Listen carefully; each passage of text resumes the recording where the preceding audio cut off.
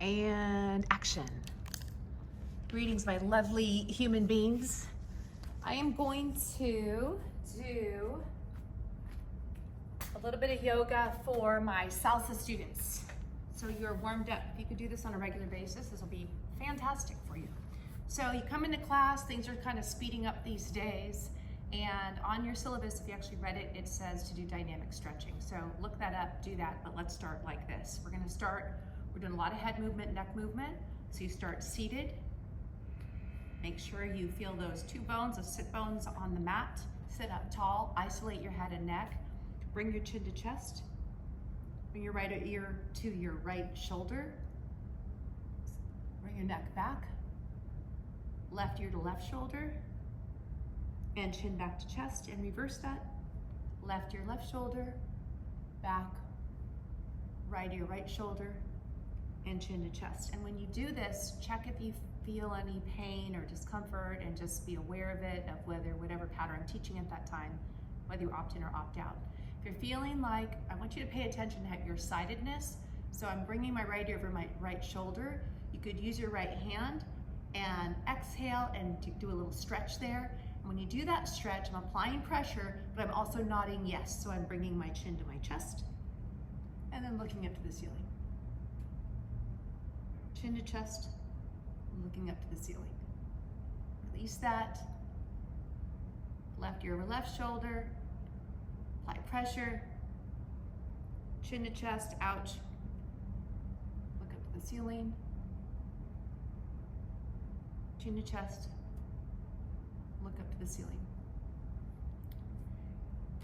Pretend like you're sitting on a clock face, and I'm going to pretend like the clock is here. I got 12, 3, 6, and 9 here. Switch the cross of your legs, because you probably habitually go one way or the other. Hang on to your knees. Lean your weight toward 12 o'clock.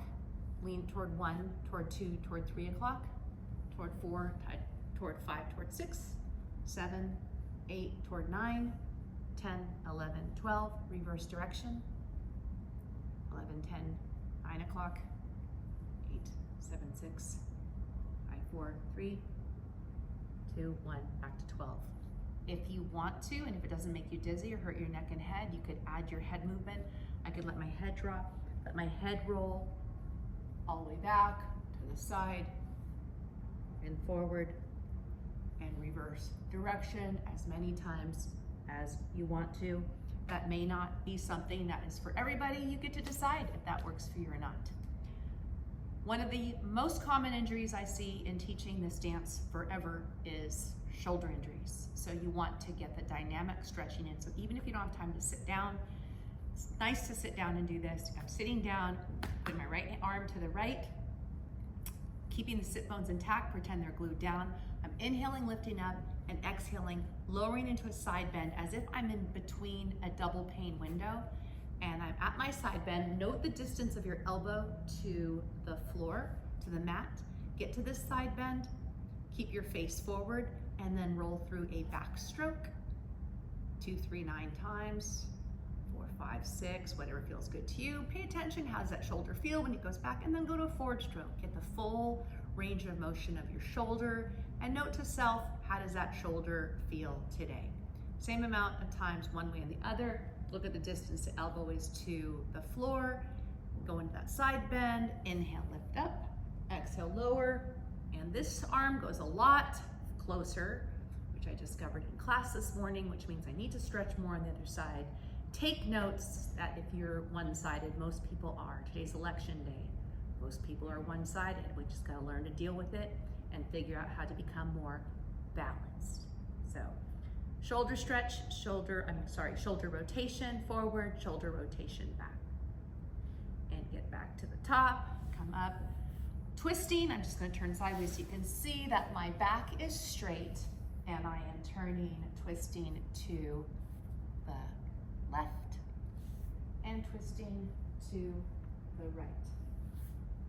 Then you can also extend your legs out in front of you and bend through the sagittal plane. I'm bending forward, reaching, aiming your nose down toward your knees.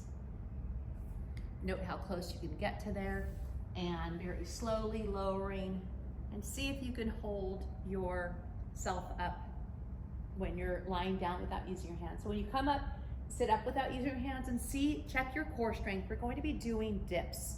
So I want you to start building your core. And if you can't sit up, if you could keep coming up and you can sit up fine, that's fine. If you could come up without using your hands, so get in the motion of your breath. I'm exhaling as I fold. I'm inhaling as I lift. I'm exhaling as I lower. And then I'm inhaling as I lift, but note I'm not using momentum. I'm just muscling through, lifting up.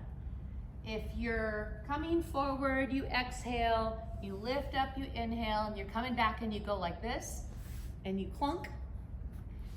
Not that you have to label yourself a clunker, but if you are a clunker and you're coming back and you're about to clunk, right before the clunk, left elbow down, work your way back so you're using your obliques. I'm letting my arm assist me. Inhale, lift up, stretch. If I can't lift myself up, left elbow down. I'm gonna keep letting my arm assist me, and then do the same thing on the other side. Exhale, nose to knees. I'm coming back, now I'm leaning back. I'm about to clunk. Instead, I put my right elbow down. Yes, I'm turned to the side some, but it assists me to lower, and I start to lift up. I turn my elbow to the side and come up. Easy. So you go through your sagittal plane, we go through the frontal plane, we twist it side to side. One more thing I want to do before we flip over, when you're lying down, you want to open up the L5, S1, so the last lumbar bone and the top of the sacrum. Bend your knees, feet flat on the floor, open your hands, push the tops of your thighs, and at the exhale, give yourself a push. Ooh, and I wonder if that picked up that sound. My back just popped. So you might notice your back stretching, opening up, which is fantastic.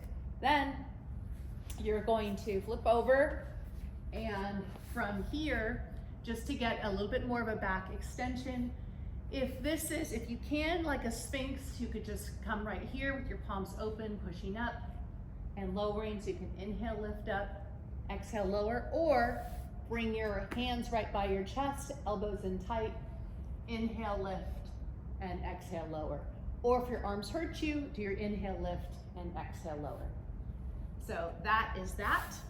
And then if you're in class, because we're gonna start doing dips, I want you to just practice being where if you're at the bar, you could turn and just dip.